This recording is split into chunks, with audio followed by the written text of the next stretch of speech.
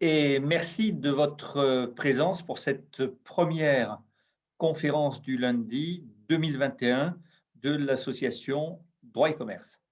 Alors tout d'abord, je me dois de vous prier de bien vouloir excuser l'absence de Monsieur le Président Netter, président du tribunal de commerce de Paris, qui devait introduire cette séance, mais qui est empêché en dernière minute. C'est donc à moi qu'il reviendra de vous présenter cette manifestation et les intervenants. Et tout d'abord, au nom de Droit et Commerce, je souhaite présenter à tous mes meilleurs voeux pour cette nouvelle année, pour vous-même, pour vos familles et pour tous ceux qui vous sont chers, en espérant qu'elle vous sera favorable sur tous les plans et qu'elle vous permettra, qu'elle nous permettra à tous d'apercevoir le bout du tunnel dans lequel nous sommes engagés depuis très précisément mars 2020. Alors, le sujet de cette conférence est le commerce des autorisations administratives à objet économique, les AAOE. Il peut paraître un petit peu paradoxal d'imaginer que les autorisations administratives constituent un sujet de réflexion pour droit et commerce. Or, la valeur de l'activité qu'elles permettent d'exercer leur confère une valeur patrimoniale et même une valeur marchande. C'est à ce titre que les autorisations administratives figurent parmi les objets de commerce les plus méconnus qui soient. Les exemples sont multiples et certains bien connus. Licence de téléphonie mobile, de débit de boisson, de pharmacie, autorisation de mise sur le marché de médicaments ou de produits biocides, charges des officiers publics et ministériels, licence de taxi, ou plus récemment quota d'émissions de gaz à effet de serre. Les exemples sont nombreux. Le phénomène est incommensurable et les échanges qui l'accompagnent parfois considérables. Le marché est officiel ou officieux. Le rôle de l'État moteur ou intéressé sous la surveillance de l'Union européenne, c'est dire que se posent, au-delà du pur droit administratif des autorisations, des questions de droit commercial, droit public économique, droit de la concurrence, droit des biens, etc. Le thème du commerce des autorisations administratives nous invite à dépasser le cloisonnement des disciplines juridiques pour appréhender dans sa globalité un mécanisme dont le ressort est d'abord économique. L'objet de cette conférence est quelque peu novateur, comme le sujet même de l'ouvrage qui a été rédigé sur le sujet par notre conférencier de ce jour, ouvrage publié par LGDJ, qui était son sujet de thèse et qui lui a valu en 2019 le prix de droit et commerce. Je veux parler de Jean-Victor Maublanc. Alors, il a été formé à l'université de Pau. Il a passé sa thèse en 2016 sous la direction, si je ne me trompe, du professeur Philippe Terner. Il est aujourd'hui maître de conférence en droit public à l'université de Poitiers. Il a reçu, au titre de son ouvrage, le prix de droit et commerce 2019. Il est membre de l'association Droit et Commerce et il aura par conséquent la parole pour 1 heure environ de conférence. À la suite de cette conférence, suivra une séance de questions-réponses qui sera animée par Guillaume Valdelièvre. Alors, Guillaume Valdelièvre est membre du conseil d'administration de notre association Droit et Commerce, de formation à l'université Paris 1, Panthéon-Sorbonne et Paris 2, Panthéon-Assas, avocat à Paris, puis associé désormais de la CELARL, Matsujanski Poupeau Valdelièvre, avocat au Conseil. Il est particulièrement familier du contentieux de cassation dans les grands domaines du droit des affaires. Il est chargé de cours à l'université Paris-Dauphine. Il est membre du comité scientifique de la revue semestrielle du Conseil constitutionnel et il est auteur de très nombreux articles. Il aura donc la charge d'animer les questions-réponses qui, pendant une demi-heure, suivront la conférence. Alors, en ce qui vous concerne, vous avez, pendant tout le cours de la conférence, la possibilité de poser vos questions au moyen du bouton QR qui se trouve en bas de votre écran Zoom de cette conférence. Ces questions seront recueillies et retraitées par Guillaume Valdelièvre et je passe sans plus attendre la parole à Jean-Victor Maublanc pour sa conférence. Merci de votre attention.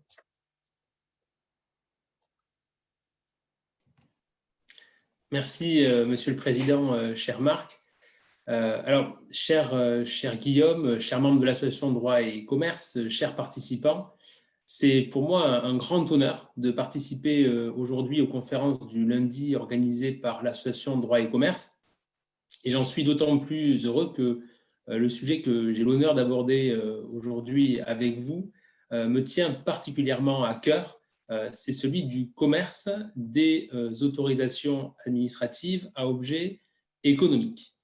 Alors, je vais tout de suite lancer un diaporama qui résume l'essentiel de mon propos, étant précisé que mon propos oral sera nettement plus complet que ce qui sera présenté dans le cadre du diaporama. Je vais me contenter de vous faire, un résumé écrit complet, mais l'oral sera nettement plus riche. Et si d'aventure vous avez des questions qui tiennent à ce que j'aurais pu peut-être évoquer à l'oral, mais qui ne figurent pas à l'écrit, je me tiens évidemment à votre disposition pour y répondre.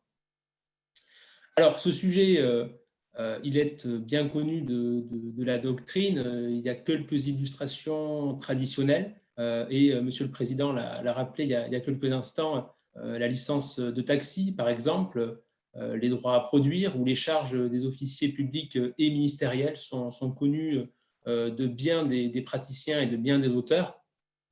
Pour la licence de taxi, on pense évidemment à la France, mais dans des cas comme par exemple l'Australie, la question de la cessibilité de la licence se pose. C'est également le cas des droits à produire en France comme en Grande-Bretagne ou ailleurs en Europe. Pour pouvoir exercer certaines cultures ou certains élevages, il faut y être préalablement autorisé. Enfin, les charges des officiers publics et ministériels, dont il sera peut-être question tout à l'heure dans le cadre de la session de questions-réponses, font elles aussi pleinement l'objet du sujet. Sous l'Ancien Régime, vous savez certainement que s'était développé un phénomène de vénalité des charges qui avait été aboli par les révolutionnaires avant, dans un second temps, d'être rétabli sous une forme moins choquante sur laquelle nous reviendrons. À côté de ces illustrations traditionnelles, il y a d'autres exemples qui ont été rappelés par l'actualité. Malheureusement, j'ai presque envie d'ajouter. C'est d'abord le cas des autorisations de mise sur le marché de médicaments, s'agissant par exemple des vaccins contre le Covid-19, la Covid-19, devrais-je d'ailleurs dire. C'est aussi le cas en matière de téléphonie mobile, puisque licences 5G qui ont récemment été attribuées par l'ARCEP sont des autorisations qui font l'objet d'un commerce. Enfin, je pense aux droits à polluer qui, dans l'Union européenne, prennent la forme de quotas d'émission du SCEQE et qui, eux aussi, font l'objet d'un commerce. Alors, pour autant, ces exemples ne permettent pas de saisir le phénomène dans sa globalité. Et une fois qu'on essaie de synthétiser un peu la matière, on se rend compte que la question est assez complexe et que ce commerce est bien mystérieux. Il me semble qu'il y a plusieurs questions qui sont en suspens et auxquelles il faut impérativement apporter une réponse. La première de ces questions, c'est celle de savoir quelles autorisations administratives font l'objet d'un commerce. Autrement dit, est-ce qu'il faut se contenter des 6 illustrations que j'ai évoquées il y a quelques instants, plus que 6, puisque le président Marc Ringlet en a ajouté quelques-uns, exemples à cette liste de 6. Est-ce qu'on peut aller plus loin et dire qu'il s'agit d'un principe, ou est-ce que carrément, c'est une règle générale, toutes les autorisations administratives à objet économique pourraient faire l'objet d'un commerce. Toujours dans cette première question, qui tient au périmètre des autorisations qui font l'objet d'un commerce, on peut aussi se demander si, géographiquement, la question se pose qu'en France, si elle a un périmètre plus large ou si elle se pose ailleurs dans le monde. J'ai déjà commencé un petit peu à y répondre. Plus fondamentalement, et c'est la deuxième grande question que je vais essayer de traiter avec vous aujourd'hui, c'est celle de la raison pour laquelle certaines autorisations administratives font l'objet d'un commerce alors que d'autres n'en font pas. Vous savez que certaines autorisations, comme par exemple les autorisations d'inhumer dans les cimetières ou de manifester sur la voie publique, ne font pas l'objet d'un commerce. Pour autant, ce sont des autorisations administratives. Cette absence de commerce pour certaines autorisations touche aussi celles qui ont un objet économique. Je pense à la licence de pêche, par exemple, qui, en France, ne fait pas l'objet d'un commerce, alors qu'elle a évidemment pour but d'exercer une activité économique. Troisième grande question qu'on vient de traiter ensemble, c'est celle qui tient aux conditions d'un tel commerce, puisque une autorisation administrative, et Monsieur le Président Marc Anglais l'a rappelé il y a quelques instants, n'est pas évidemment un bien dans le commerce comme un autre, ça n'est pas une voiture ou une baguette de pain, c'est la traduction de l'imperium de la puissance publique, c'est l'expression de l'État. Et donc, on se doute qu'à supposer que ce commerce soit légal, les conditions auxquelles il va se dérouler seront des règles relativement distinctes, relativement plus strictes que celles qui s'attachent aux biens ordinaires. Il y a toujours dans cette question des conditions un aspect qui m'intéresse au plus haut point, c'est la question du prix de l'autorisation administrative qu'il faudra aussi évoquer. Enfin, quatrième interrogation, et elle est directement liée à la précédente, est-ce qu'un tel commerce sert l'intérêt général? Alors, je l'ai intitulé sur le PowerPoint de façon un petit peu malicieuse. Je dis s'il le sert, est-ce que c'est vraiment certain que ce commerce sert l'intérêt général ou sert-il simplement les intérêts particuliers des opérateurs qui se livrent à ce commerce? C'est une question qu'il faudra traiter ensemble, puisque on pense bien sûr tout de suite à la métaphore de la main invisible d'Adam Smith. Est-ce que, de la même manière que pour la main invisible d'Adam Smith, en achetant, en cédant leur autorisation administrative, les opérateurs économiques sont susceptibles de contribuer à une meilleure allocation de cette ressource? Et donc, c'est à résoudre ces grandes questions que j'aimerais vous inviter à l'occasion de cette réflexion. Mais avant d'aller plus loin, quelques éléments de définition s'imposent. La première de ces questions de définition, c'est qu'est-ce qu'on qualifie de commerce? Le terme est souvent confondu avec d'autres que j'ai fait apparaître sur cette slide, la notion de cessibilité, de patrimonialité, de marché et de transfert des autorisations administratives à objet économique, termes qui peuvent paraître d'emblée comme des synonymes, mais qui en réalité revêtent chacun un sens bien spécifique. D'abord, il faut dire que la circulation d'une chose au sens du droit civil est la définition du commerce, la commercialité renvoyant à la possibilité de disposer de quelque chose. Or, cette circulation, elle se dédouble, et ça a une importance assez considérable pour comprendre ce commerce. On pense, quand on dit commerce des autorisations administratives, instantanément, et ça renvoie aux exemples que j'ai pu évoquer il y a un instant, à la cession. Autrement dit, au fait que le titulaire d'une autorisation puisse chercher à la monnayer auprès d'un tiers. Pour autant, il faut préciser qu'il y a un autre aspect du commerce qui est très souvent négligé, c'est l'attribution de l'autorisation. Autrement dit, le rapport qu'il peut avoir entre une autorité délivrante, une autorité administrative, pour le dire simplement, et le titulaire. Et ce premier temps de vie de l'autorisation administrative peut aussi être regardé comme un commerce.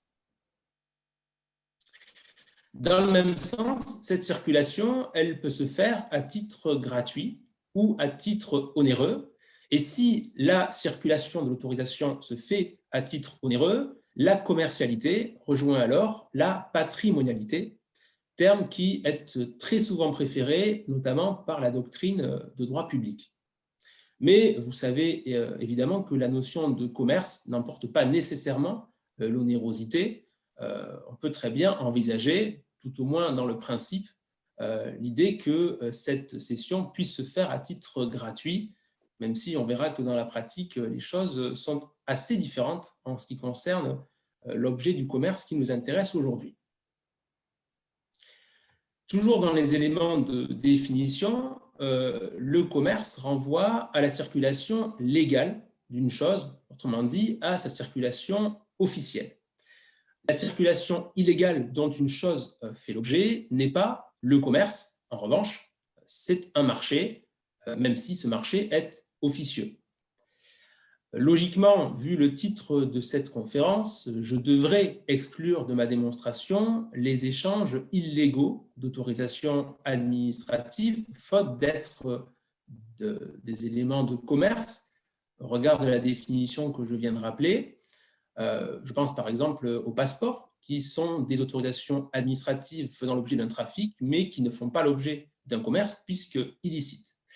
Pour autant, et je le dis d'emblée, la situation s'avère plus compliquée et je vais malgré tout intégrer dans mon propos des marchés qui seraient des marchés illégaux pour une raison très simple qui est que le droit économique nous oblige à nuancer l'opposition qui est faite entre le commerce, autrement dit le marché légal, et le non-commerce, pour le dire autrement, le marché illégal.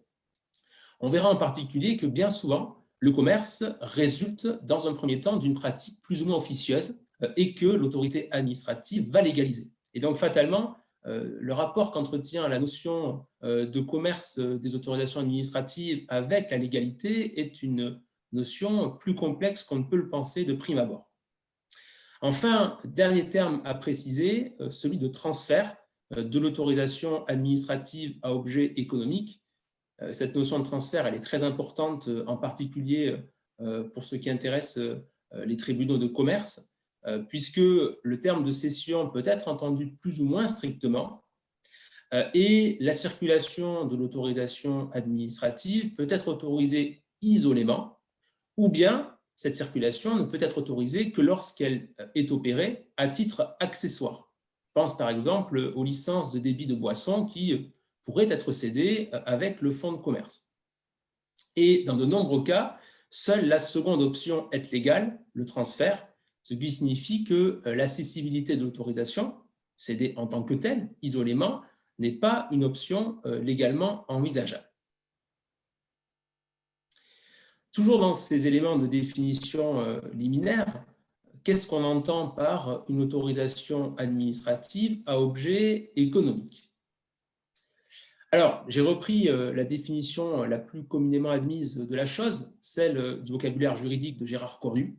Il s'agit de l'acte par lequel une autorité administrative permet à un bénéficiaire d'exercer une activité ou de jouir de droits dont l'exercice ou la jouissance sont subordonnés. Il faut avoir une approche assez souple de la définition que je viens de rappeler, puisque, en définitive, le nom de l'autorisation administrative importe peu. On peut trouver ce qu'on appelle des quotas laitiers, quotas de pêche. On peut aussi trouver des droits en matière de plantation de vignes, par exemple. On peut aussi, ne serait-ce que pour reprendre les exemples que j'ai mentionnés, évoquer la licence de taxi ou licence de débit de boisson. Toujours dans cette approche souple de la définition d'une AAE, la forme de l'autorisation importe peu. Dans bien des cas, l'autorisation est unilatérale, mais, et on le verra assez rapidement, dans certaines hypothèses, l'autorisation peut être contractuelle, le meilleur exemple étant la convention d'occupation du domaine public. Alors, autorisation administrative, ça c'est fait, à objet économique. Maintenant, qu'est-ce entend par une autorisation administrative à objet économique? Bien, il s'agit d'une autorisation administrative qui va être recherchée pour l'avantage économique qu'elle procure à son titulaire. Ça semble être une évidence, mais pour autant, ça n'est pas toujours le cas. Je pense à un exemple dont vous avez peut-être entendu parler l'année dernière, celui du démantèlement d'un trafic de permis de conduire dont le journaliste Ali Badou avait été client. Je pense aussi à des trafics de titres de séjour en préfecture. Dans ces exemples-là, l'autorisation administrative n'est pas recherchée pour l'avantage économique qu'elle procure à son titulaire, et donc, par hypothèse, je l'exclurai de mon propos. Alors, le cadre ayant été posé, comment est-ce qu'on peut aborder le plus simplement possible, à mon avis, la question du commerce des autorisations administratives à objet économique? Eh bien, je pense que c'est par l'origine de ce commerce qu'on peut aborder la question. Et je dirais qu'il y a deux dynamiques qui expliquent aujourd'hui l'essor d'un commerce d'autorisation administrative. La première de ces dynamiques, c'est ce que je qualifierais de dynamique ascendante. Des cessions plus ou moins officieuses d'autorisation administrative se font entre les opérateurs économiques et les autorités administratives, le plus souvent l'État, vont décider ensuite de légaliser, d'officialiser ces échanges. Autrement dit, on va passer du marché au commerce des autorisations administratives. Cette première dynamique, elle traduit une vision assez pragmatique du sujet. Il y a une réalité économique qui est là.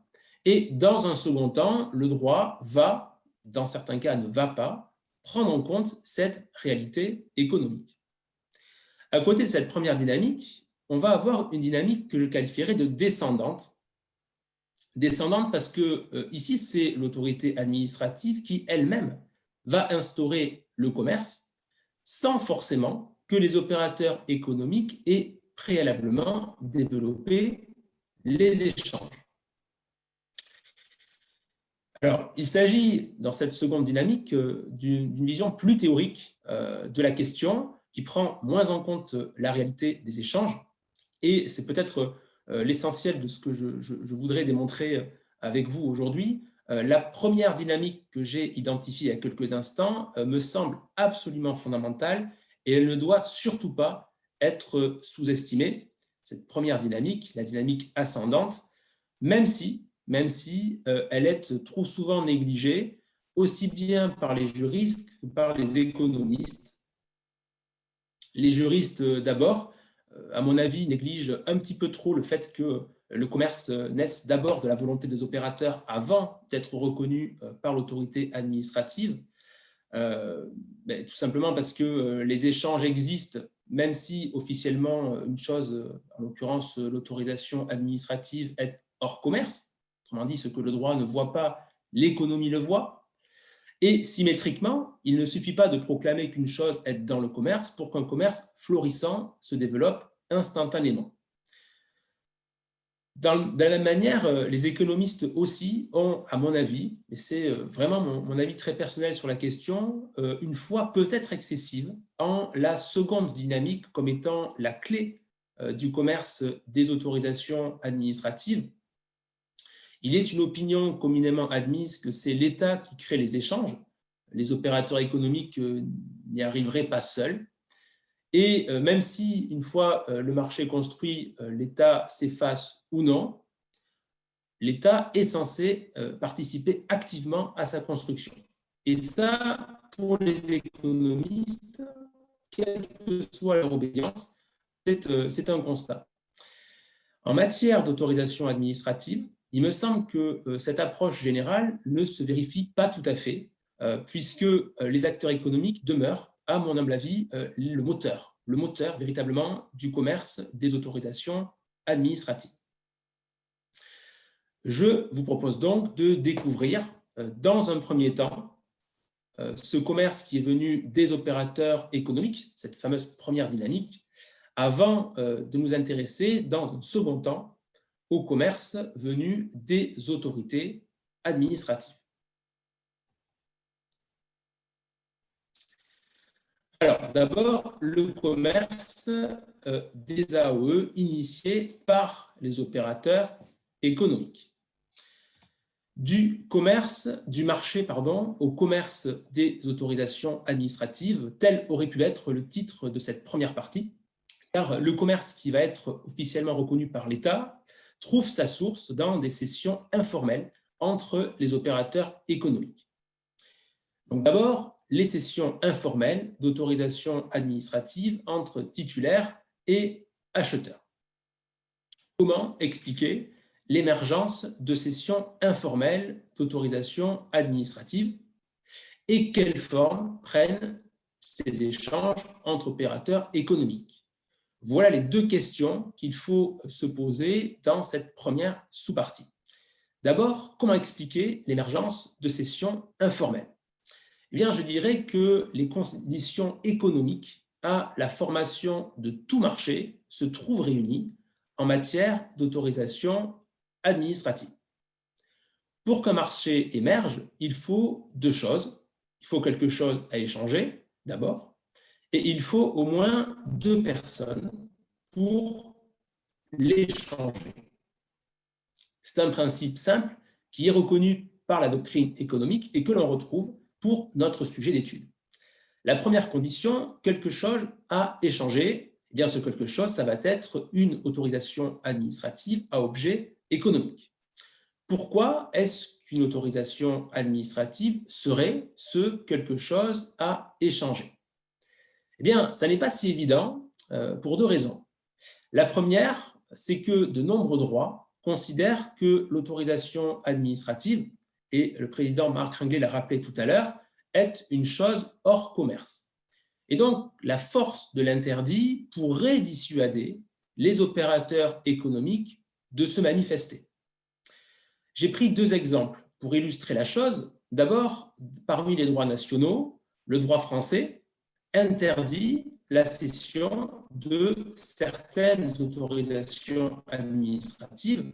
Je pense aux machines à sous, je pense aussi aux nouvelles licences de taxi, celles qui sont délivrées depuis 2014.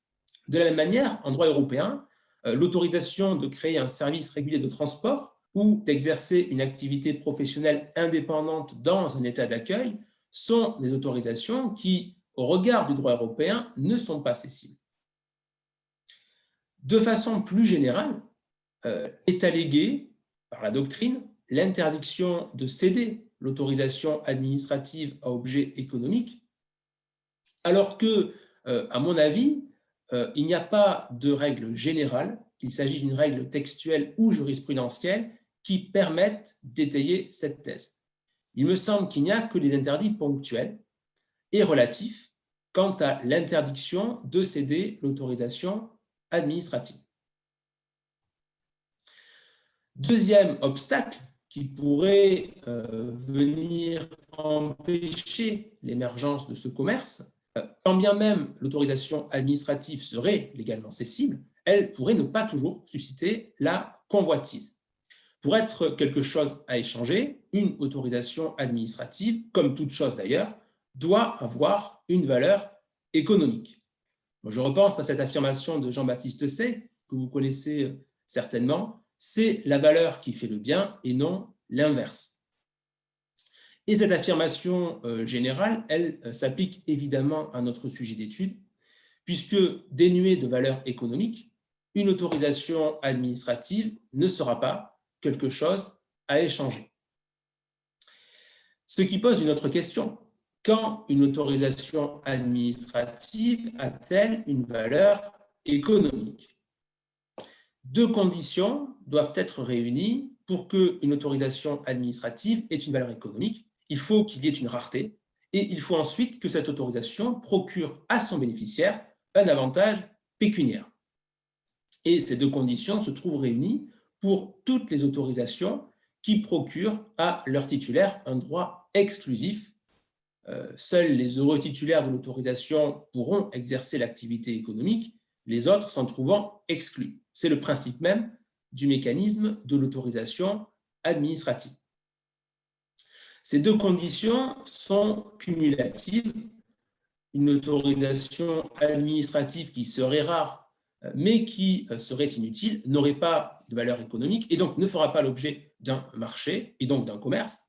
À l'inverse, une autorisation administrative qui serait utile, mais qui ne serait pas rare, rareté naturelle, rareté artificielle, dans l'hypothèse d'un contingentement, n'aurait pas non plus de valeur économique et ne pourrait pas faire l'objet d'un marché.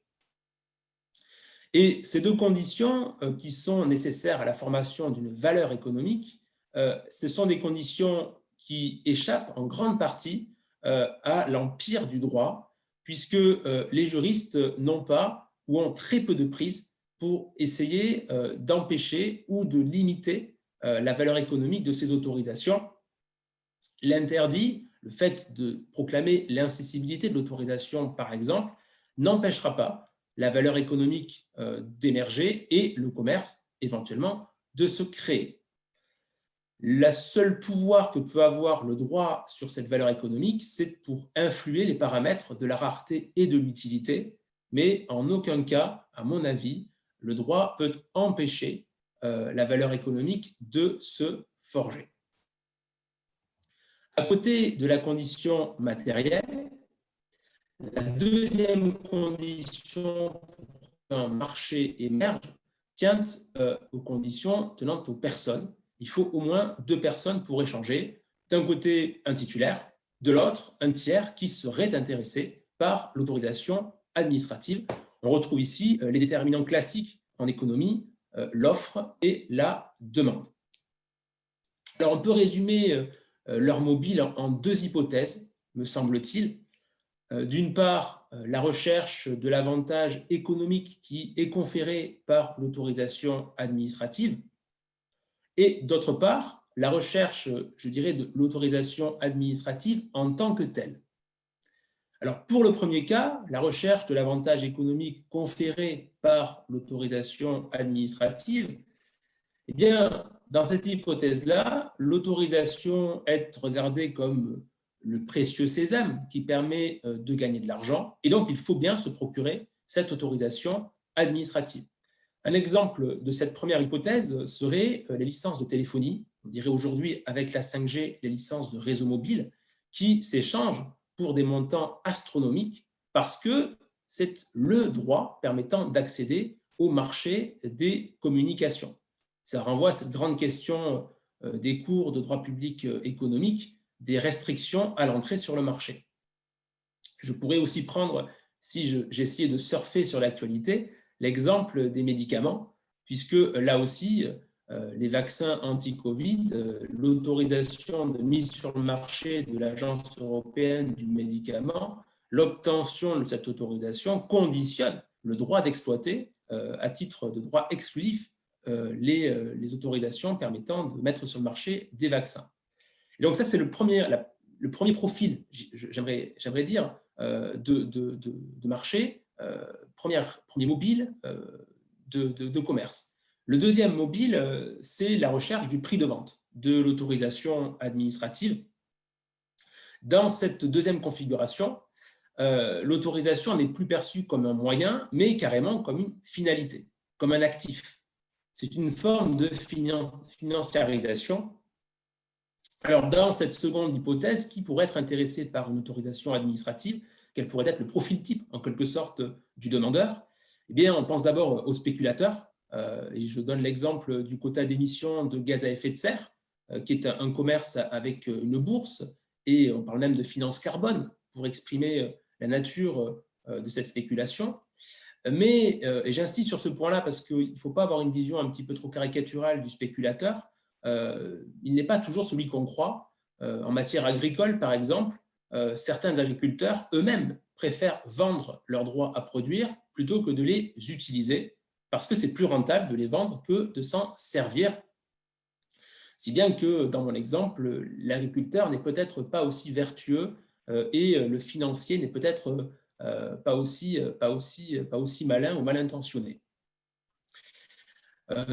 Toujours dans cette recherche du prix de vente, on peut citer le cas du départ à la retraite ou du changement d'exploitant pour être un peu plus large. en matière de licence de taxi, il y a pléthore de sites internet de petites annonces de chauffeurs, de titulaires de la licence de taxi qui cherchent à la vendre afin d'avoir un complément de retraite pour la suite.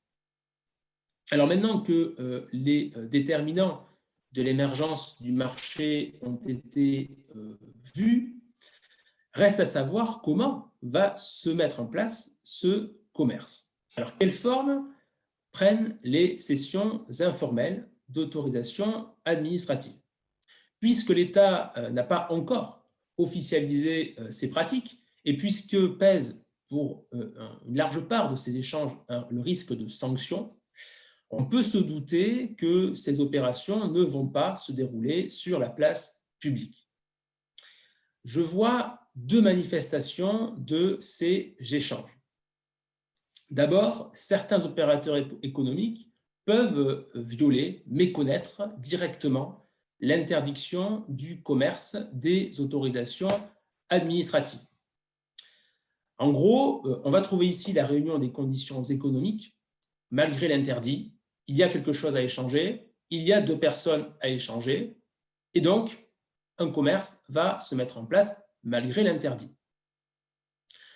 Alors, je peux donner trois exemples de cette première configuration, la naissance directe de l'autorisation. J'en ai cité 4 sur le PowerPoint, mais je vais simplement en évoquer 3. On pourra peut-être revenir dessus tout à l'heure si vous le souhaitez. Les permis de construire, d'abord. Bien avant que les textes n'évoquent la question, les permis de construire faisaient l'objet d'échanges bien établis. Les licences de taxi aussi, en France comme ailleurs en Europe, les textes ont oscillé entre reconnaissance plus ou moins déguisée de la cession et interdiction, mais en pratique, rien n'a jamais changé. Et j'ai presque envie de dire un peu méchamment, aujourd'hui, ça n'a pas non plus changé. Il y a toujours eu des cessions de ces licences, plus ou moins déguisées parfois, mais en tout cas, il y a toujours eu une circulation de ces titres. Enfin, troisième illustration de cette méconnaissance de l'interdit, les charges des officiers publics et ministériels, puisque à la Révolution française, ce commerce avait été aboli, mais l'État avait été contraint, du fait de la généralité de ces échanges, de reconnaître ce commerce, l'interdit ne suffisant pas à empêcher ces échanges en pratique. Donc, à côté de cette première hypothèse, la méconnaissance directe, se trouve une deuxième manifestation de ces échanges. Et j'ai presque envie de dire, on a affaire ici à des opérateurs économiques qui sont beaucoup plus subtils, beaucoup plus malins. Au lieu de frontalement chercher à méconnaître l'interdit, ils vont chercher à le contourner. Et le plus souvent, les opérateurs économiques vont s'entendre pour déporter la transaction sur un bien légalement cessible.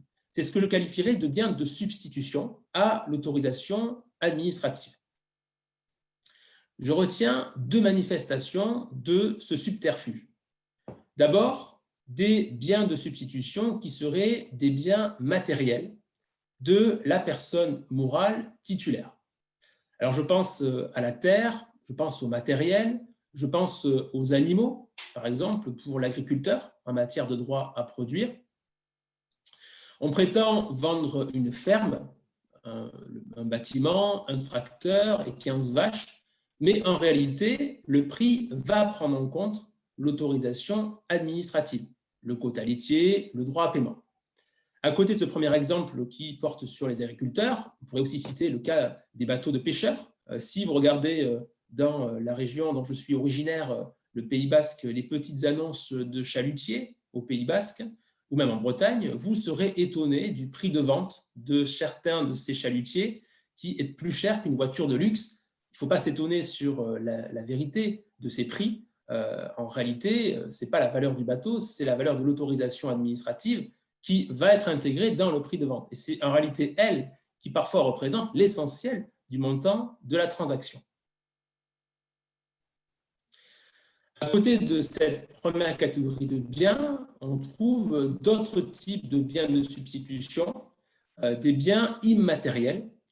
Dans ce cadre-là, les opérateurs économiques vont chercher à contourner l'interdiction de faire commerce de l'autorisation administrative par le truchement du droit des sociétés. En droit français, quand le titulaire d'une autorisation administrative est une personne morale, un tiers peut devenir propriétaire, c'est une règle générale qui s'applique à notre sujet, peut devenir propriétaire d'une partie du capital de cette personne morale titulaire, les droits sociaux, actions ou parts sociales. Sans qu'il y ait cession de l'autorisation administrative, ce tiers va acquérir une partie du bénéfice. Alors, ces opérations, elles restent légales, même si le tiers acquiert la majorité, voire la quasi-totalité du capital de la personne morale titulaire de l'autorisation. Le droit français, ne considérant pas l'opération comme une cession, dès lors qu'il n'y a pas de changement de la personne titulaire. Mais pour autant, le droit français est peut-être un peu en train de changer, puisque sont sanctionnées certaines transactions sur les droits sociaux qui n'auraient pas d'autre objectif que de prendre le contrôle d'une autorisation administrative. Et je pense en particulier à un arrêt du Conseil d'État du 30 mars 2016, Société Diversité TV, au sujet du Conseil supérieur de l'audiovisuel, qui avait retiré une autorisation d'émettre sur la télévision parce que, très précisément, était en cause une cession déguisée de l'autorisation. Une fois le marché créé, l'autorité administrative peut l'officialiser ou pas. Et c'est l'objet de la seconde sous-partie, du second temps de cette première dynamique ascendante du commerce. Donc, grand B, l'officialisation du commerce par l'autorité publique. Pourquoi est-ce que l'autorité publique va officialiser le marché des autorisations administratives? Autrement dit, pourquoi va-t-elle décider d'en faire un commerce ou, si elle décide de ne pas le faire, pourquoi décide-t-elle de laisser ce marché à l'état de marché officieux? Eh bien, il me semble qu'il y a trois types de considérations qui entrent en jeu dans cette décision. Des considérations juridiques, économiques, mais aussi, et elles sont déterminantes, des considérations pratiques. Voyons d'abord les considérations juridiques que je qualifierais de défavorables. Eh bien, ces considérations juridiques, elles s'avèrent multiples. Il y a plusieurs arguments qui sont évoqués au soutien de l'incessibilité des autorisations administratives à objet économique, arguments qui, comme je l'indiquais tout à l'heure au début de ma présentation, ne m'apparaissent pas du tout déterminants pour empêcher l'officialisation du commerce. D'abord, il y a des arguments qui sont proprement publicistes, autrement dit, qui n'intéressent que le spécialiste en droit public, et ces arguments, ils sont doubles. Il y a d'abord le fait que faire commerce d'une autorisation administrative reviendrait à aliéner et à contractualiser le pouvoir de police. Il y a ensuite, pour une partie des autorisations administratives objet d'un commerce, les autorisations d'occupation temporaire du domaine public, les arguments qui tiennent à la précarité et à la révocabilité de ces autorisations. Eh bien, il me semble que chacun de ces deux arguments publicistes mérite discussion. D'abord parce que l'aliénation et la contractualisation du pouvoir de police ne sont pas des principes aussi déterminants qu'on peut le penser, dès lors qu'il y a un contrôle administratif sur la cession, et dès lors aussi que, ça a fait l'objet d'une thèse récente sur le sujet, la contractualisation du pouvoir de police se multiplie aujourd'hui. Et donc, ces arguments sont au moins discutables, au pire un petit peu datés.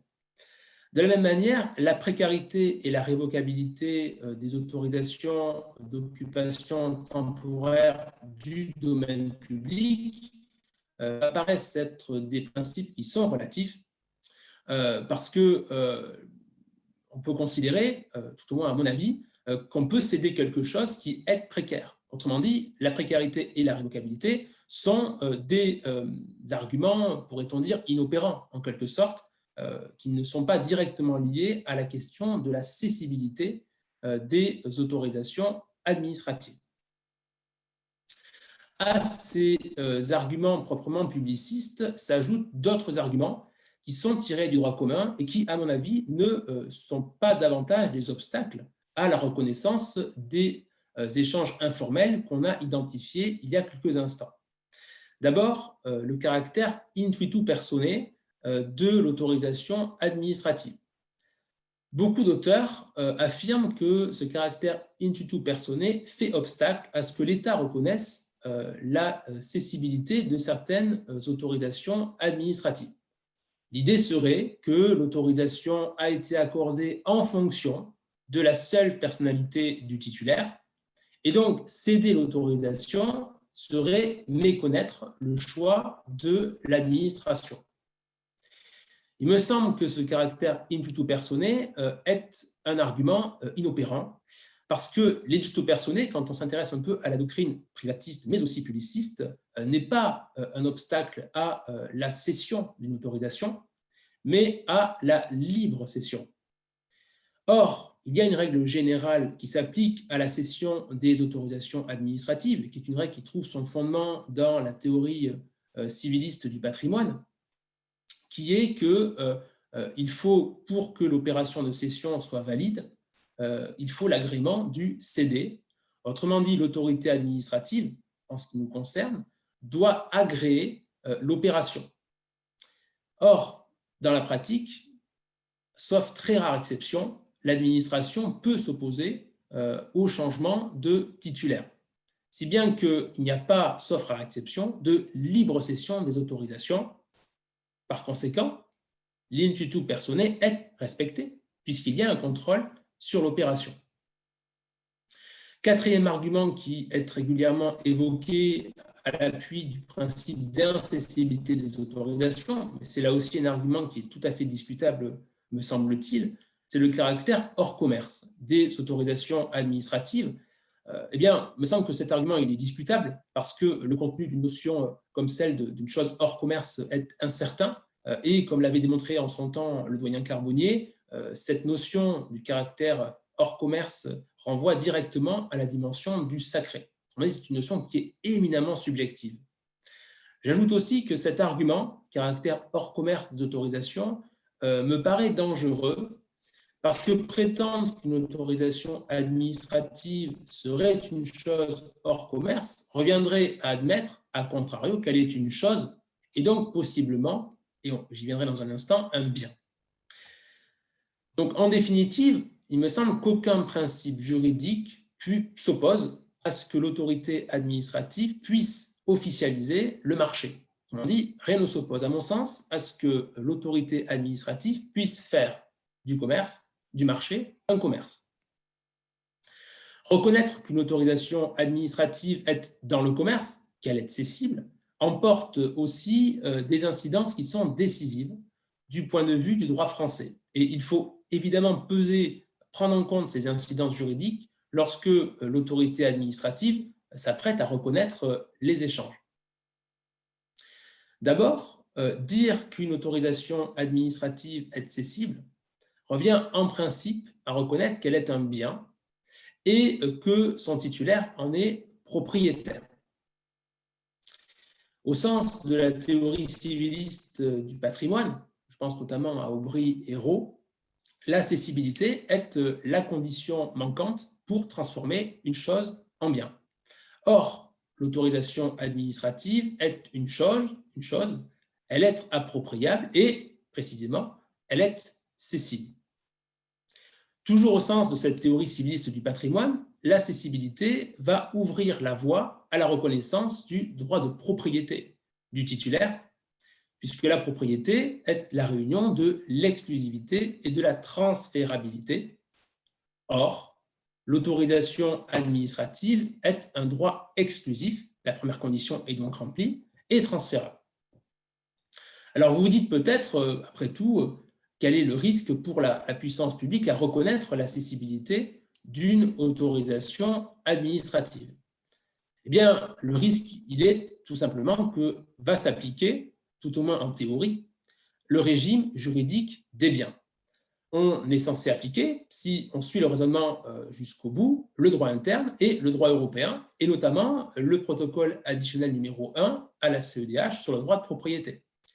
Si on applique la théorie civiliste jusqu'au bout, la privation de propriété pourrait être constatée si est retirée, est modifiée ou n'est pas renouvelée l'autorisation administrative.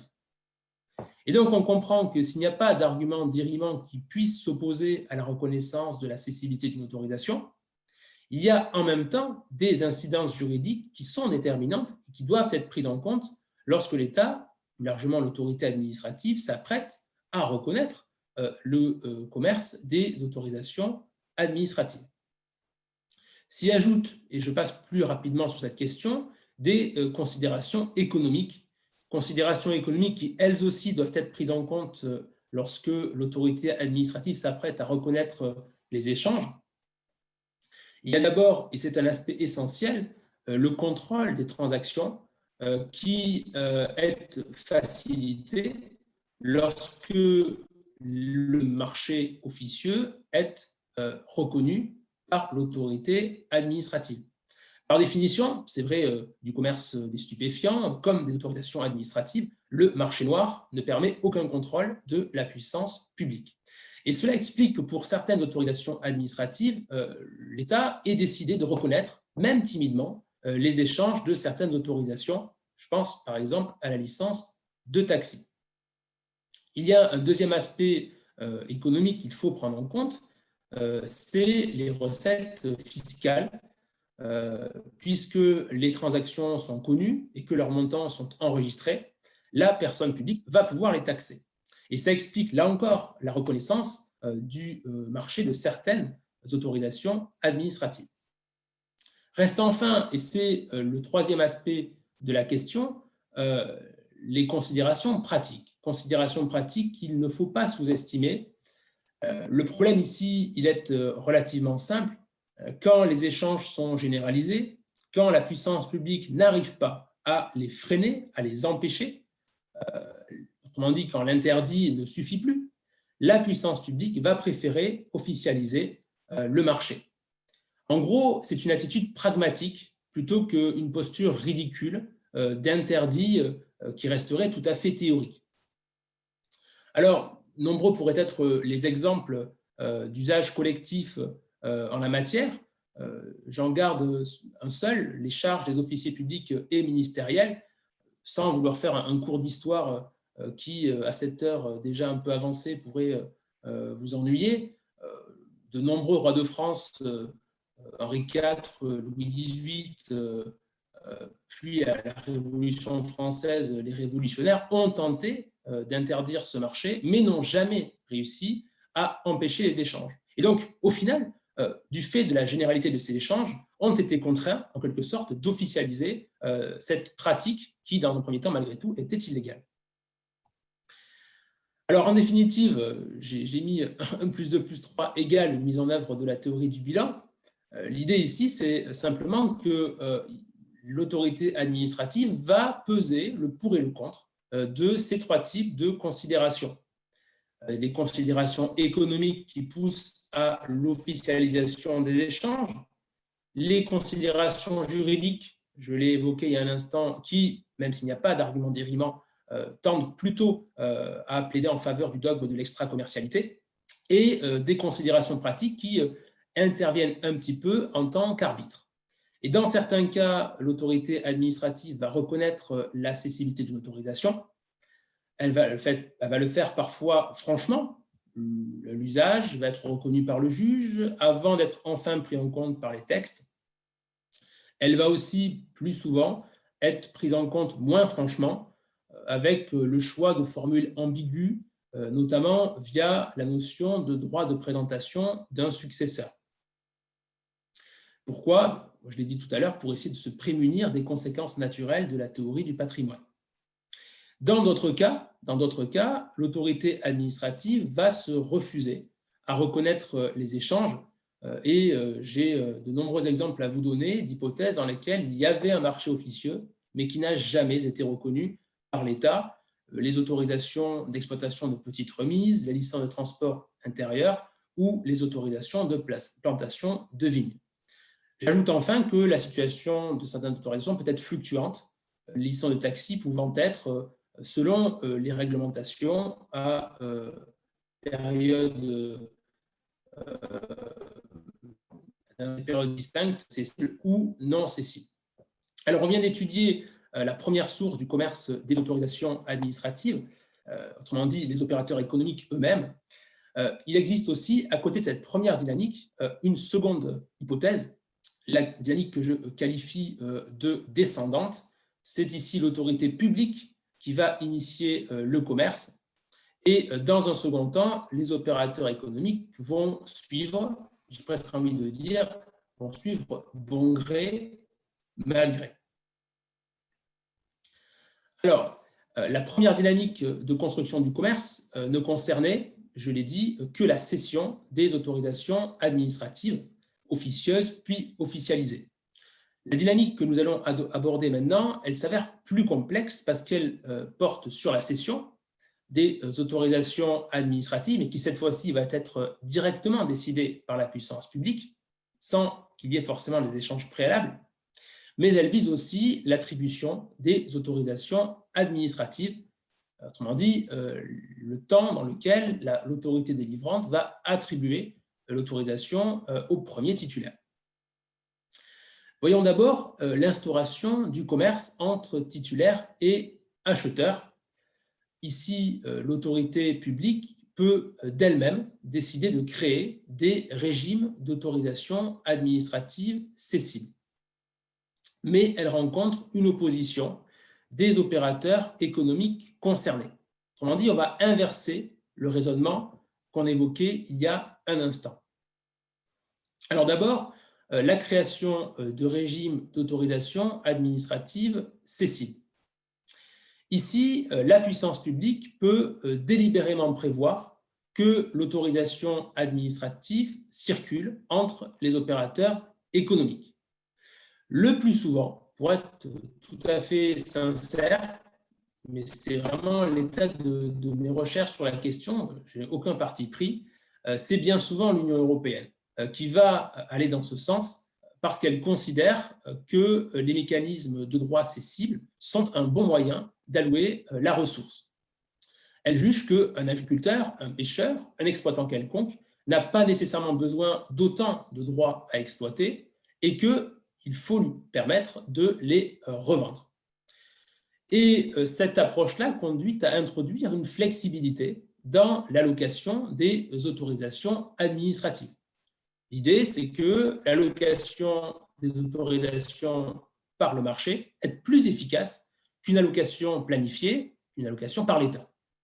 Dans certains cas, l'Union européenne va créer une obligation pour les États de créer des régimes de droit cessible ou leur imposer directement ces régimes de droit cessible.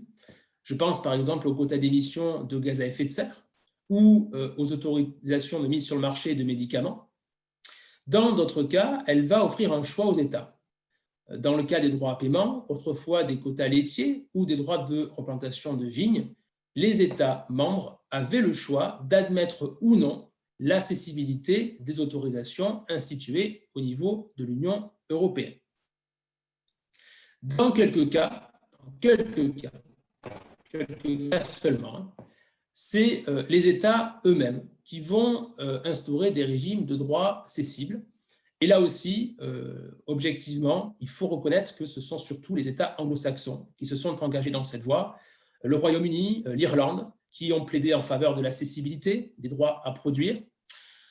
Alors, la France, en revanche, force est de constater qu'elle s'inscrit un petit peu en faux de cette logique, puisque les autorités françaises se sont toujours opposées à l'instauration de droits à produire transférables, notamment. Je peux reprendre les exemples de droits de plantation de vignes, de quotas laitiers, de droits à paiement, de sous-quotas de pêche. Alors pourquoi est-ce que la France a toujours refusé de créer ces autorisations cessibles ? Eh bien parce qu'il y a toujours eu cette peur, dont on verra peut-être tout à l'heure dans le cadre des discussions qu'elle est un petit peu irrationnelle, cette peur que la cessibilité des autorisations conduisent à une concentration des droits entre les mains d'une minorité de privilégiés.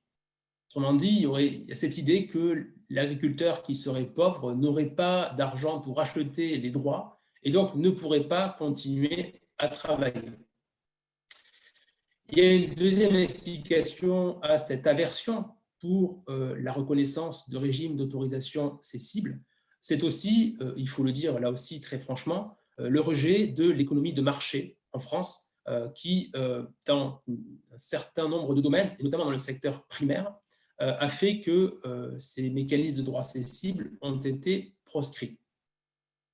Alors cette opposition des autorités françaises à la consécration de droits cessibles, elle peut quand même être un tout petit peu relativisée. C'est ce que j'évoque à la fin de cette slide. D'abord parce qu'il y a de rares initiatives historiques, autrement dit des cas dans lesquels, en l'absence d'échanges avérés, l'autorité administrative a admis la cessibilité de certains droits. Et je pense en particulier en matière de médicaments ou de droits de mouture. Dès les années 30, dans ces deux exemples, l'État va admettre la cessibilité de certains droits. Je pense aussi, toujours dans les limites à ce constat un peu sombre que je viens de dresser, aux alternatives à la cession qui vont un peu servir de Canada Dry de cessibilité, avec en particulier le transfert de l'autorisation administrative à objet économique aux repreneurs. Par exemple, j'ai cité une série d'illustrations dans lesquelles très tôt le droit français a admis le transfert faute d'admettre la cessibilité.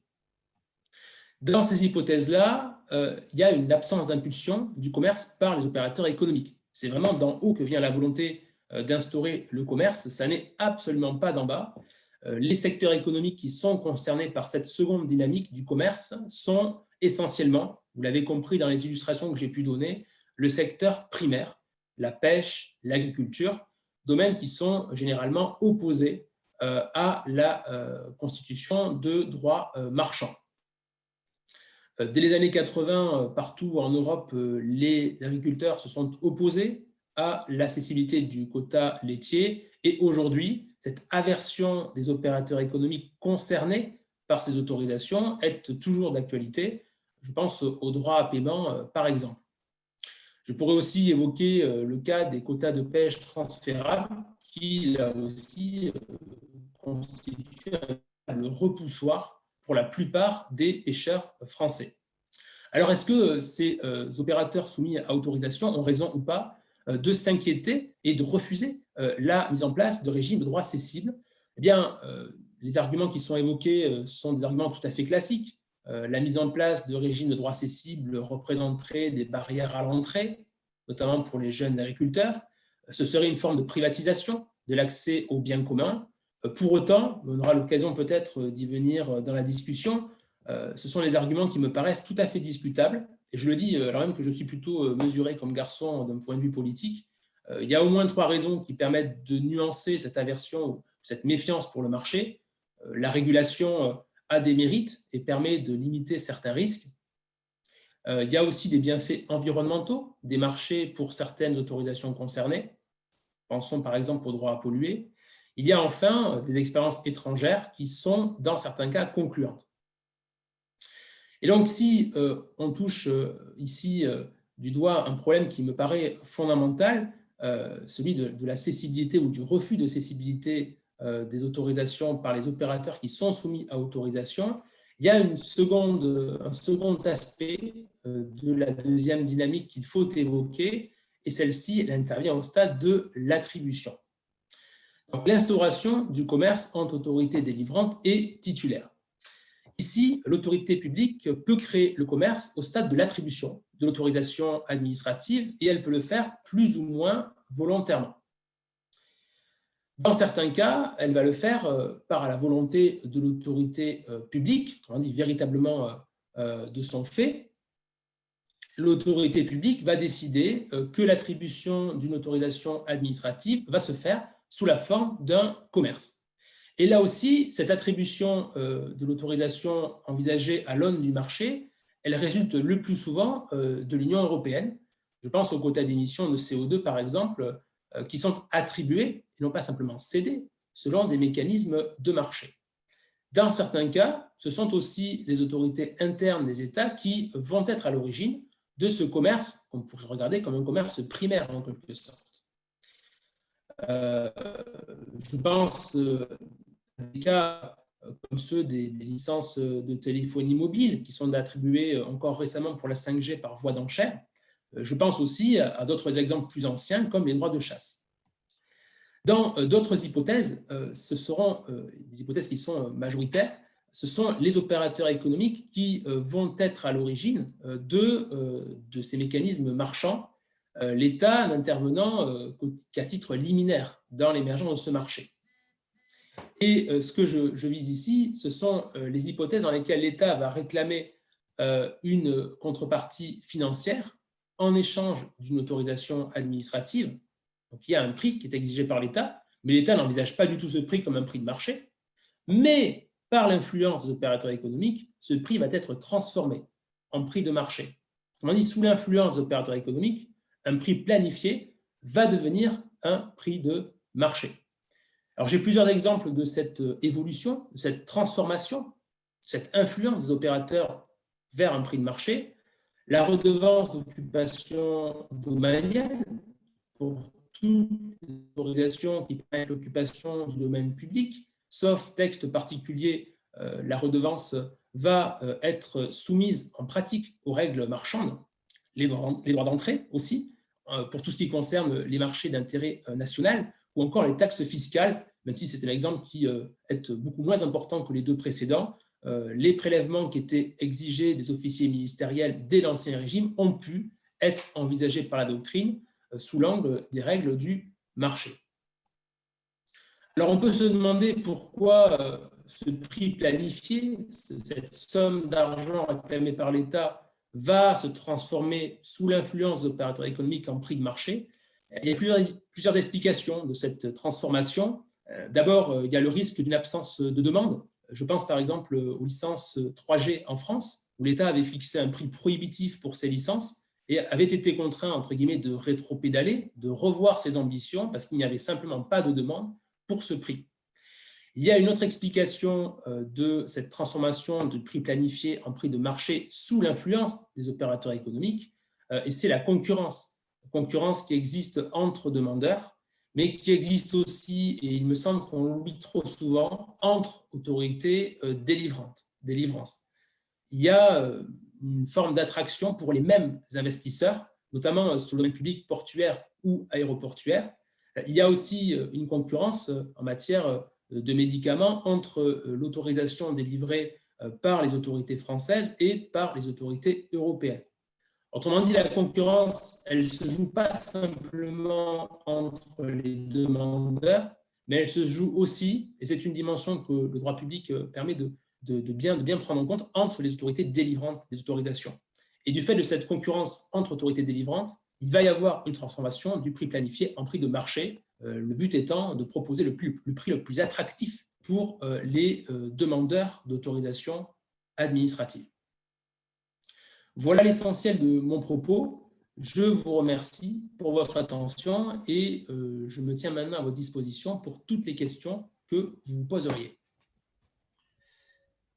Merci beaucoup Jean-Victor pour cette démonstration très intéressante à la croisée entre le droit public, le droit privé et l'économie qui répond pleinement à l'objet de notre association.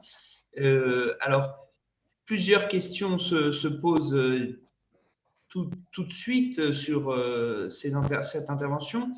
De nombreuses questions ont été posées. Je vais essayer de les synthétiser et de vous les retranscrire.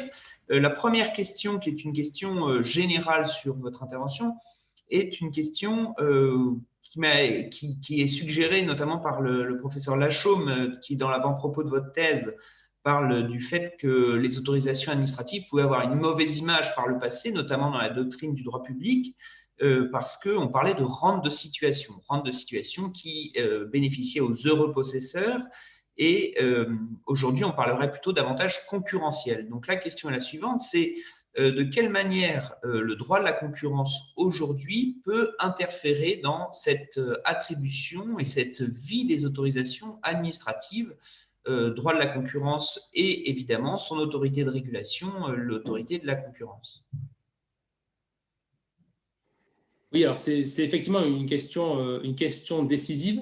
Et c'est aussi une question qui est très transversale parce qu'en réalité, le droit de la concurrence intéresse à plusieurs égards la question de l'allocation marchande des autorisations administratives à objet économique. La première chose qu'il faut dire, c'est que le principe même de l'autorisation administrative est une limite au libre exercice d'une activité professionnelle. Donc, par essence, en quelque sorte, l'autorisation administrative est une entrave à la libre concurrence. Une fois qu'on a dit ça, il y a d'autres aspects qui viennent tout de suite en tête. C'est d'abord que la quantité d'autorisation administrative disponible va être directement soumise au droit de la concurrence. On pense notamment aux offices de notaire. Pour prendre une illustration qui est bien connue, mais il y en a bien d'autres, cas dans lesquels la quantité d'autorisation va être directement conditionnée par les règles de droit de la concurrence. Il y a aussi un autre aspect, au-delà du principe même de l'autorisation et au-delà de la quantité, c'est peut-être aussi la question du prix de l'autorisation qui va elle aussi dépendre de ces règles de la concurrence, parce que quand on regarde la question, on se rend compte finalement que ceux qui payent pour bénéficier de l'autorisation face à ceux qui ne paieraient pas se trouvent désavantagés. Donc, possiblement, il y a un avantage concurrentiel dont vont bénéficier certains et pas d'autres. Ce qui pose une question, j'allais dire, au simple regard de l'exercice de la profession. Il y a aussi la question du prix, non plus entre les opérateurs économiques, mais aussi entre les opérateurs et l'autorité délivrante. Puisque ce qu'il faut bien comprendre, c'est que l'autorité délivrante aussi, elle est soumise aux règles du droit de la concurrence et le droit de la concurrence va s'appliquer pleinement à elle. Et si je prends par exemple l'hypothèse du droit domanial, l'occupation des dépendances du domaine public, on va avoir des hypothèses dans lesquelles l'autorité administrative va être prisonnière du prix de marché de l'autorisation administrative. Si l'autorité administrative fixe un prix excessif pour une autorisation administrative déterminée, elle peut être taxée d'abus de position dominante. Si, à l'inverse, cette même autorité administrative va fixer un prix qui va être trop bas, en deçà du prix de marché, là aussi, le droit de la concurrence va pouvoir jouer, puisqu'on peut considérer qu'il s'agit d'une aide d'État illégale. Et donc, d'une certaine façon, sur le principe, sur la quantité, sur le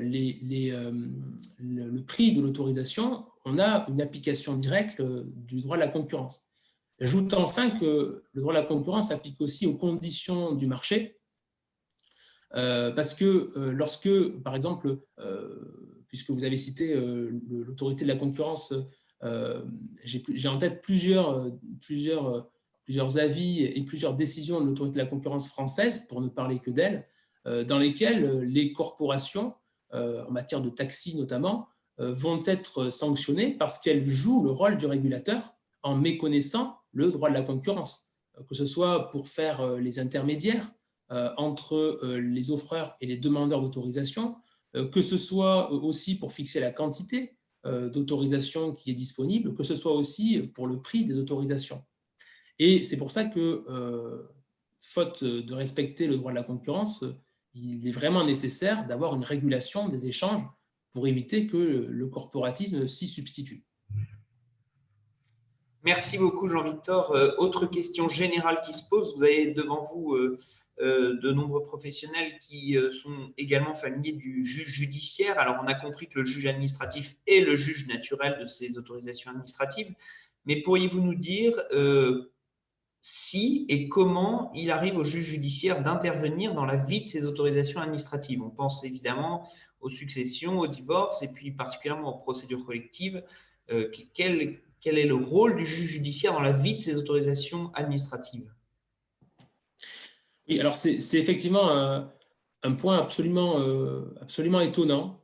Pour être tout à fait honnête avec vous, quand j'ai commencé ma thèse sur cette question, je me suis intéressé évidemment au juge administratif puisque je suis initialement publiciste. Mais très vite, j'ai compris que je ne pourrais jamais réfléchir sur cette question si je faisais abstraction du droit privé, d'abord, et de l'économie ensuite.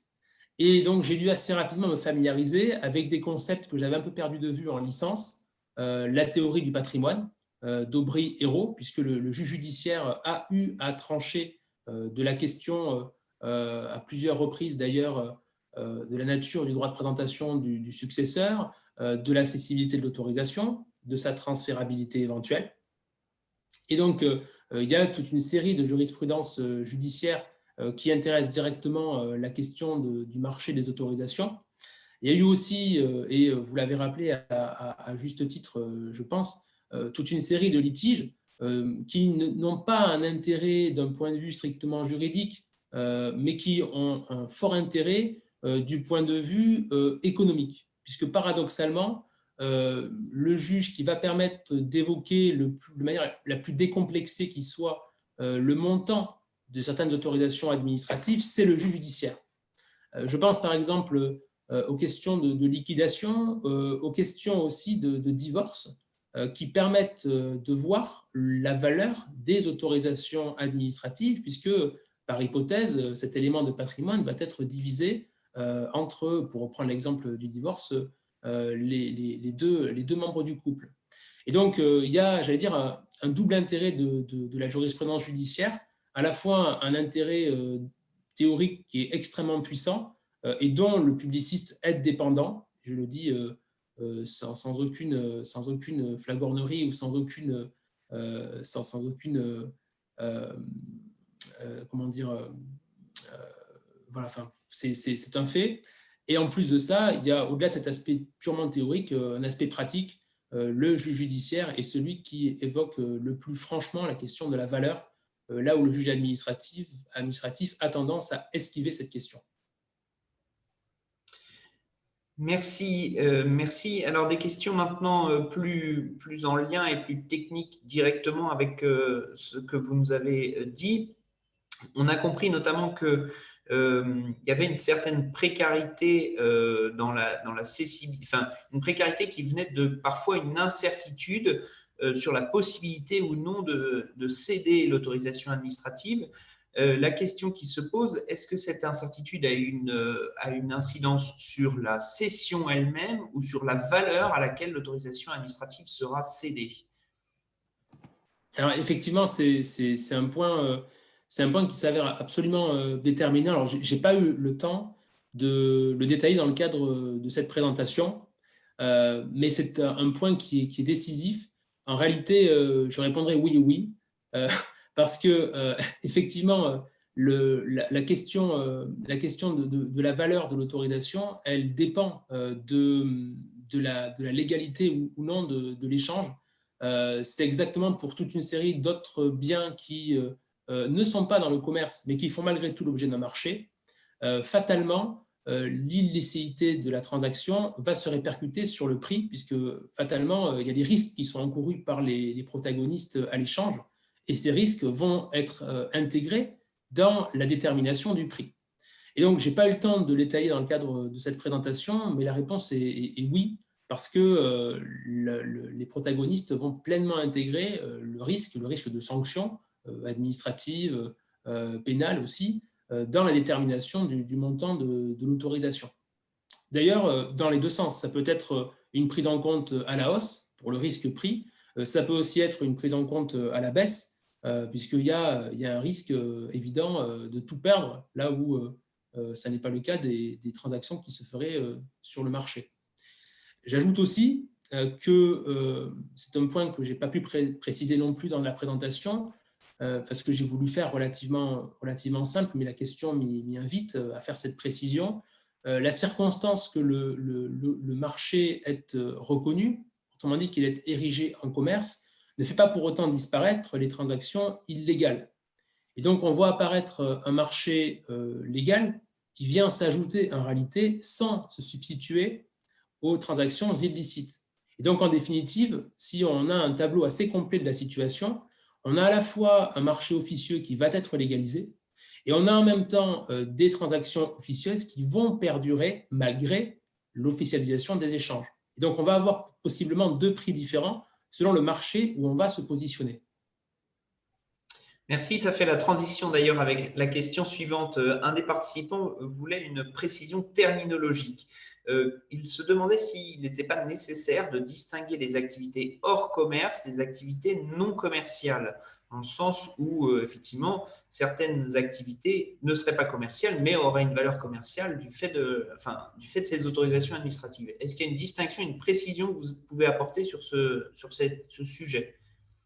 Oui, alors je suis tout à fait d'accord. En réalité, il faut absolument distinguer les deux, faute de quoi on aurait une approche qui serait beaucoup trop caricaturale de la question. Donc, je pense effectivement qu'il faut vraiment distinguer les deux hypothèses. C'est une question de dégradé en quelque sorte, de dégradé de grille, beaucoup plus qu'une opposition binaire entre les deux. Donc oui, clairement, là aussi, c'est un aspect que je n'ai pas du tout pu aborder dans le cadre de la présentation, parce que je n'ai pas pu résumer plus de 700 pages en quelques slides, mais c'est effectivement un point qui me paraît être absolument déterminant. Merci.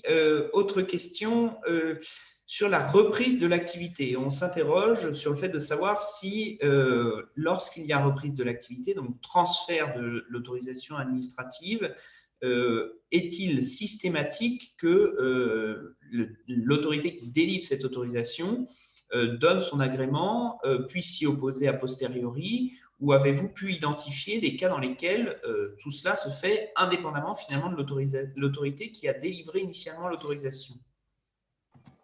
Alors, effectivement, c'est une question qui est éminemment complexe, que j'ai eu le plaisir ou le bonheur de découvrir dans le cadre de ma thèse, en m'intéressant un petit peu aux décisions prises par les juges consulaires. Bien, en fait, ça dépend. Ça dépend parce que sur le plan des principes, l'autorité administrative est en droit, dans l'hypothèse où elle aurait une compétence discrétionnaire pour ce faire, ce qui est quand même l'exception, il faut le dire honnêtement, est en droit de s'opposer à ce que l'autorisation soit transférée aux repreneurs de l'activité économique. Autrement dit, sur le plan des principes, il est tout à fait possible que l'autorité administrative s'y oppose. Néanmoins, il y a deux remarques qui doivent être prises en compte. La première, c'est que derrière cette règle, dans la pratique, il est très rare que l'autorité administrative exerce un véritable contrôle sur la cession. Ce que je veux dire par là, c'est que même lorsqu'elle a une compétence discrétionnaire pour s'opposer au transfert de l'autorisation, le plus souvent, elle va valider, si les conditions objectives sont réunies, le transfert de l'autorisation. Et donc, dans la pratique, les contentieux dans lesquels on assiste à un refus d'agréer la cession s'avèrent relativement rares. Premier élément. Deuxième élément sur cet exemple particulier que vous évoquez, c'est que j'ai découvert dans le cadre de mes recherches qu'il y était toute une série d'hypothèses dans lesquelles les tribunaux de commerce étaient autorisés à transférer l'autorisation administrative aux repreneurs de l'activité économique à titre anticipé. Autrement dit, il était permis aux tribunaux de commerce de réaliser a priori la reprise des éléments nécessaires à l'activité, biens matériels comme les biens immatériels, dont l'autorisation. Et ça, c'est quelque chose qui est clairement dérogatoire aux règles générales de la cession des autorisations. C'est quelque chose que j'ai découvert en lisant les différentes décisions des tribunaux de commerce. Entendu. Encore quelques questions, si le temps nous le permet. Des questions qui m'ont été transmises qui sont peut-être moins juridiques, mais qui sont intéressantes. Notamment, la première question est liée à la tradition française, dont on sait qu'en matière économique, il y a un interventionnisme de l'État qui peut être plus fort que dans certains autres pays. Est-ce qu'à l'occasion de vos recherches, vous avez pu remarquer que de ce fait, les autorisations administratives étaient nettement et significativement plus nombreuses que dans les autres pays, et particulièrement les pays qui nous sont plus proches?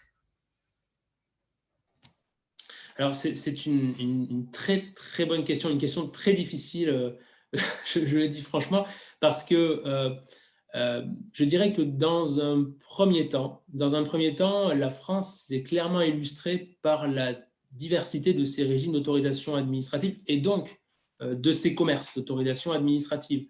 En particulier, je dirais qu'il y a une période fondatrice qui serait l'après-guerre, où on a vu émerger, on a vu carrément essaimer une série de régimes d'autorisation qui ont été créés précisément pour traduire en droit économique l'interventionnisme de l'État.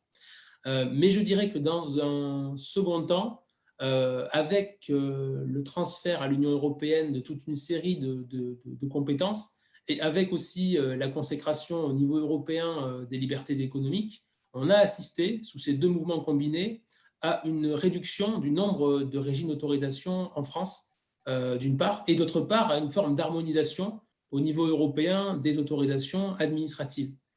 Si bien que, sans vouloir là aussi surfer sur l'actualité malheureuse, mais malgré tout, c'est un exemple qui paraît tout à fait probant, si bien que dans des domaines comme les médicaments ou les produits biocides d'ailleurs, on assiste plus à une européanisation du marché des autorisations qu'à une sphère nationale pour identifier le marché pertinent. Eh bien, ça fait encore une fois la transition avec ce qui est la dernière question que j'ai récoltée, qui est une question prospective un peu, en lien évidemment avec la situation actuelle. Comment pensez-vous que la crise actuelle va réorganiser le marché, enfin, pour dire globalement les choses, le marché des autorisations administratives, que ce soit en lien direct avec la situation sanitaire, vous avez parlé des autorisations mises sur le marché des médicaments, ou alors d'autres autorisations qui pourraient subir des conséquences de la crise actuelle parce que l'activité économique correspondante n'aurait plus autant d'intérêt qu'auparavant. Est-ce que vous pouvez tracer un peu des perspectives d'avenir sur ces autorisations au vu de la situation actuelle? Alors là aussi, c'est une question qui est tout à fait redoutable. Je dirais que la crise actuelle va faire bouger les lignes du marché des autorisations administratives. Je pense qu'au prisme de la crise, il y a des autorisations qui vont malheureusement perdre une valeur considérable. Je pense à toutes les activités qui sont directement impactées par la crise sanitaire et économique, les licences de débit de boissons, par exemple, ou d'autres types d'autorisations qui vont subir de plein fouet la crise économique et qui vont en valeur perdre énormément de leur poids. À l'inverse, il y a d'autres domaines pour lesquels, j'allais dire, la crise ne fait pas que des malheureux, pour lesquels la valeur des autorisations va se trouver confortée.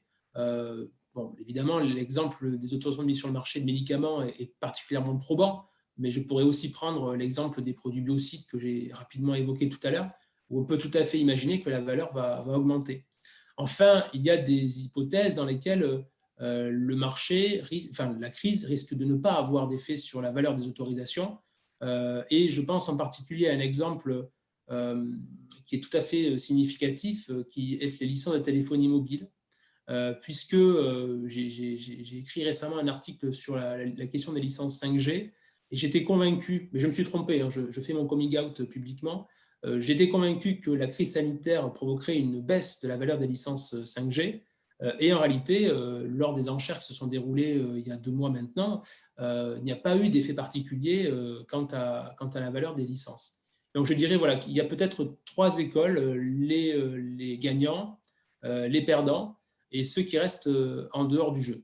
J'ajoute enfin, puisque c'est peut-être l'aspect le plus significatif à voir sur cette question, qu'il y a certainement, et ça fait directement écho, c'est peut-être un raisonnement circulaire, à la première des questions que vous m'avez posées, Guillaume, il y a peut-être aussi le fait que les autorisations vont peut-être servir de rente pour certains opérateurs économiques et vont peut-être, du fait de la crise sanitaire, essayer de les thésauriser, de les conserver dans l'unique but qu'elles permettent de renchérir la valeur de leur activité sur le moyen terme. Merci. Ça me suggère une question un peu subsidiaire. Est-ce que vous pensez aussi que ce besoin de simplification que fait ressortir la crise pourra avoir de l'incidence sur les modalités de délivrance de ces autorisations administratives? Alors, je pense que, évidemment, c'est un peu tôt pour voir s'il y aura un effet assez substantiel quant aux conditions de délivrance des autorisations. Là où je pense qu'il y aura probablement un effet assez lourd, c'est que probablement que les aspects sanitaires et plus largement les aspects environnementaux vont être davantage pris en compte pour l'attribution des autorisations, que ce soit dans le cadre des règles générales de mise en œuvre des régimes d'autorisation administrative au niveau national comme au niveau européen, ou que ce soit aussi de manière beaucoup plus subjective dans les conditions d'attribution par l'autorité administrative, autrement dit, pour le choix du titulaire de l'autorisation. Mais je pense, et c'est peut-être mon pessimisme qui parle, je pense néanmoins qu'à plus moyen terme, les choses risquent de changer assez peu. Merci beaucoup. J'ai transmis l'ensemble des questions qui avaient été posées. Je repasse la parole à notre président, Marc Ringlet. Eh bien, merci à Jean-Victor. Il y avait, si je ne me trompe, encore une question qui est arrivée en fin de propos sur les autorisations concernant l'aménagement commercial, pour savoir si elles entraient dans la sphère de la conférence de Jean-Victor. Est-ce que tu peux y répondre? Oui, alors elle rentre tout à fait dans le cadre de la question. Alors, deux choses. La première, c'est que cette question me permet de signaler qu'à la fin de ma thèse, j'ai essayé, là aussi c'est un élément que je n'ai pas pu évoquer dans le cadre de ma présentation succincte, j'ai essayé de synthétiser l'ensemble des régimes d'autorisation. Je pense que vous ne voyez strictement rien à l'écran. Voilà, j'ai essayé de faire un tableau sur une vingtaine de pages pour synthétiser l'ensemble des régimes d'autorisation administrative qui font l'objet d'un marché. Et donc, dans ce tableau, j'ai évoqué très précisément le cas des autorisations d'aménagement commercial pour dire que, dans un premier temps, elles étaient cessibles et dans un second temps, du fait de certaines dérives, on va dire, constatées au plan local, ces autorisations sont devenues incessibles par principe. Donc, il y a eu une évolution du régime de ces autorisations, même si par exception, on a maintenu une porte ouverte vers une forme de circulation juridique de ces autorisations. Bien. Merci beaucoup. Là, je crois que on ne peut pas être plus exhaustif pour le traitement des questions qui ont pu se poser. Merci infiniment à Jean-Victor Maublanc pour la clarté de cette intervention qui était passionnante. Il faut dire que l'annexe qui était citée, l'annexe qui figure à la fin de cet ouvrage est absolument parlante sur le nombre extraordinaire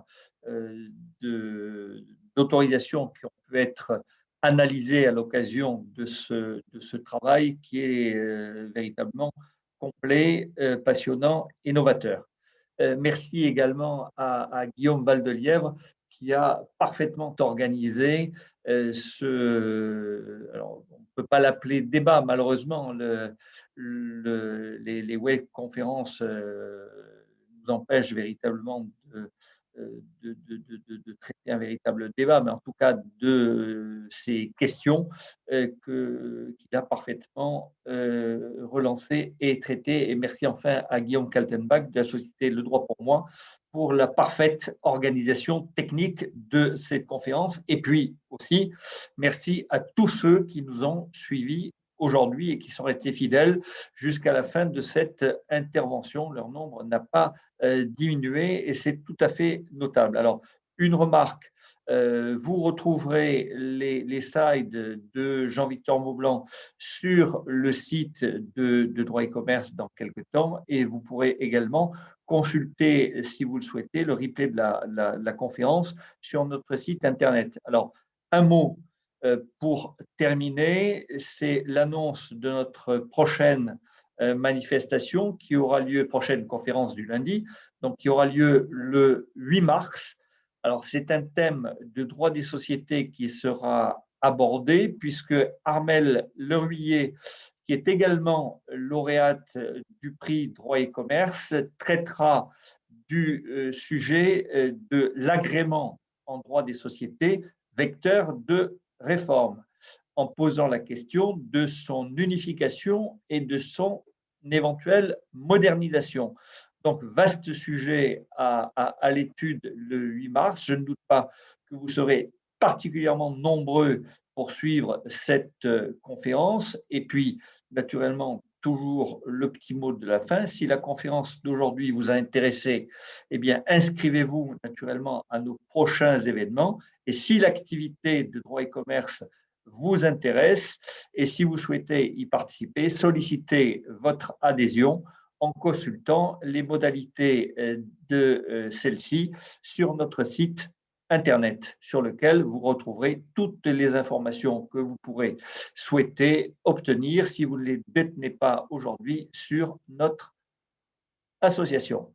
Merci à tous et à très bientôt, je l'espère, et en tout cas le 8 mars. Merci.